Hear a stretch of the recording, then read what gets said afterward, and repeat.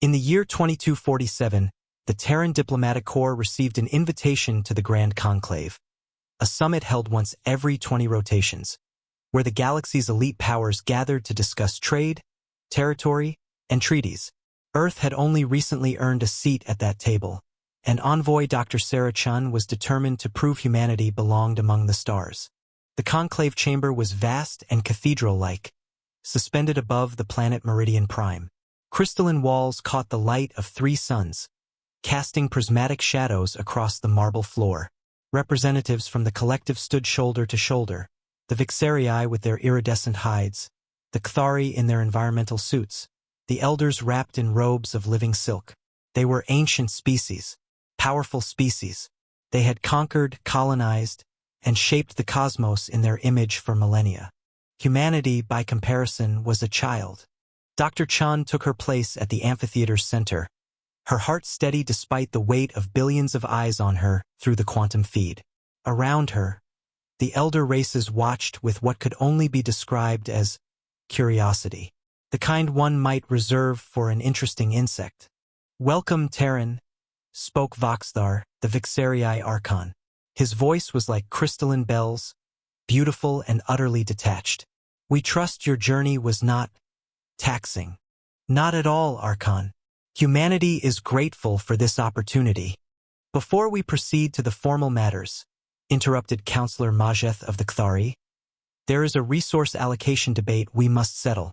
We have expanded our labor operations across the Outer Rim, and the demand for workers has exceeded supply." "Labor operations?" Sarah's diplomat training prevented her face from showing anything, but something in that phrasing made her cautious. "Ah yes, you have not yet participated in this market. The collective maintains substantial holdings. Genetic stock from 100 worlds. They prove most efficient at construction, mining, and manufacturing. Some species are quite resilient. They breed quickly, adapt to harsh conditions, and require minimal maintenance." Dr. Chen's blood had gone cold. "Breed quickly, minimal maintenance. Counselor, what exactly are you describing?" Voxthar tilted his head, genuinely puzzled. "Labor procurement, as any civilized species does. Are we not clear? We possess populations of biological units. They work until they can no longer work, and then they are repurposed. It is the natural order. The strong organize the weak. Surely your species understands such fundamentals." Sarah opened her mouth, closed it, opened it again. Around her, the representatives watched with mild interest, the way one watches data scroll across a screen. "Who?" she said, each word deliberate and cold. "Are these workers?" "Oh, various origins. The majority are sourced from the fringe colonies, species without standing in the collective. There are also juveniles. They mature slowly, which is inefficient for labor, but they are remarkably adaptable to psychological conditioning. They obey. They do not ask questions." Juveniles. The word hung in the air like a guillotine blade. "How many?" Sarah whispered. "Approximately 47 million across our holdings." "Why do you?" Dr. Chen was already standing. "Recording concluded. I am formally withdrawing from this conclave and returning to Earth immediately. And I am delivering a message on behalf of the Terran Collective. The slavery ends today." Voxthar did something that might have been a laugh. "Terran, you are not in a position to demand anything. You have, 17 vessels in your immediate fleet? We have 17,000. You cannot even enforce travel rights in your own sector. You will do nothing." "You're right," Sarah said quietly. "We can't fight you. Not directly." She turned and walked out of the conclave chamber. What happened next would be whispered about across 1,000 worlds for generations to come. The Earth response was not what the galaxy expected. No massive warships jumped into hostile space. No ultimatums were issued with thermonuclear teeth. Instead, something far more devastating occurred. Something the elder races had never encountered because it required a capacity they did not possess. Humanity saw children. Not labor units. Not genetic stock. not biological calculators to be arranged in ledgers and profit margins. Children. Within hours, Earth's communication network exploded with the truth. Dr. Chen's recording played across every open frequency, in every language the Terrans could access. 47 million children, enslaved, broken, forgotten, and the galaxy watched as something extraordinary happened. Humanity cared. Not their children, not their species, somebody else's children. The first response was financial. Earth's trade agreements suddenly became selective. Companies that dealt with the collective found themselves isolated, their access to human markets severed. But that was not the true weapon. The true weapon was mobilization. Humanity has always been a species of builders, explorers, and engineers. Now they built for rescue. In human shipyards across the solar system, new vessels rose not as warships but as sanctuaries. Medical bays, schools, rehabilitation centers. Vessels designed with one purpose in mind, to bring the children home. The Cathari tried to intercept the first humanitarian fleet. What they encountered bewildered them. Human ships, understaffed and underarmed, dropped their shields and opened their docking bays. Not as surrender, as invitation. This is Captain Marcus Reed of the Horizon's Dawn. The message crackled across quantum bands. We are not here to fight. We are here to save lives.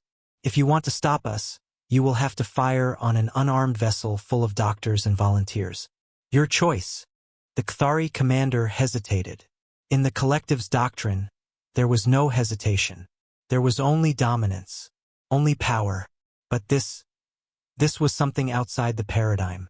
A species willing to suffer, to sacrifice, to offer themselves as vulnerable prey. He did not fire.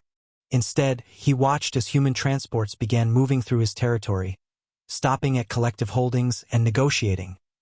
Actually negotiating with slave masters for the release of their captives. When force was needed, humans fought. But they fought defensively, surgically, never with more violence than necessary. Voxthar, watching from Meridian Prime, finally understood the problem. They cannot be deterred, he said to his council.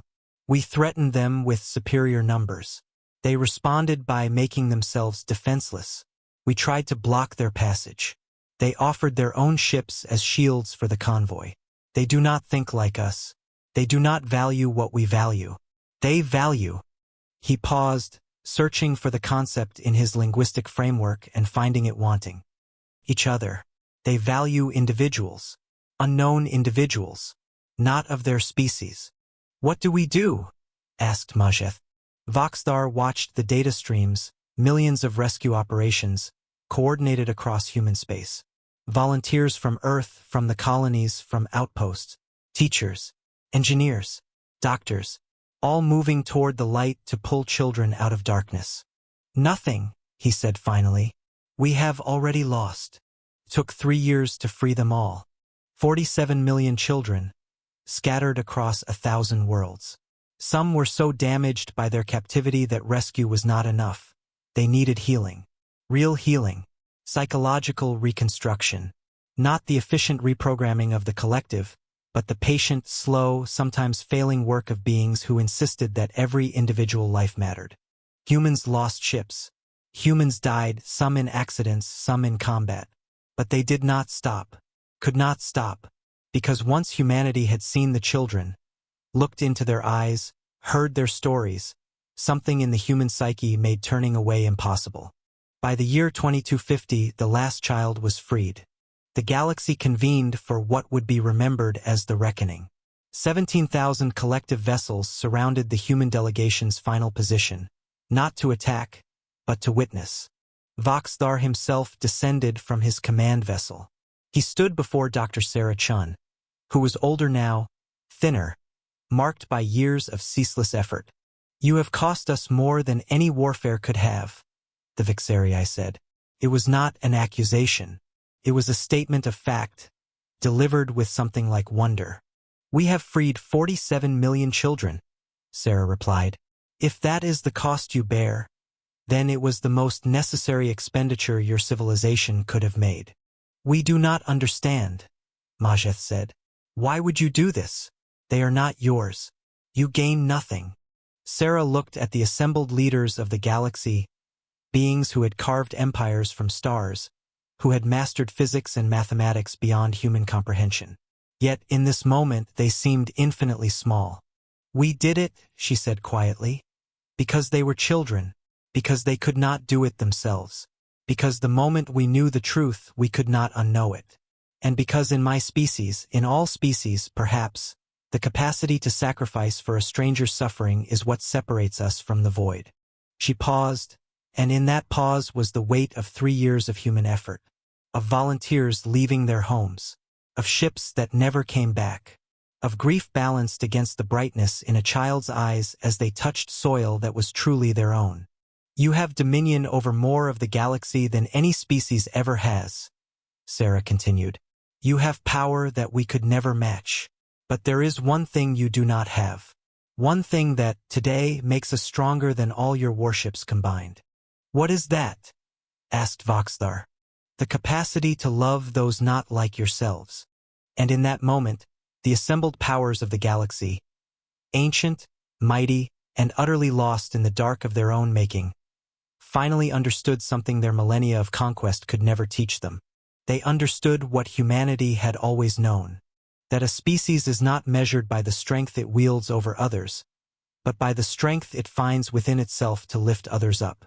For the first time in recorded history, the galaxy looked upon a young, unproven species and saw not competition or curiosity, but something worth emulating.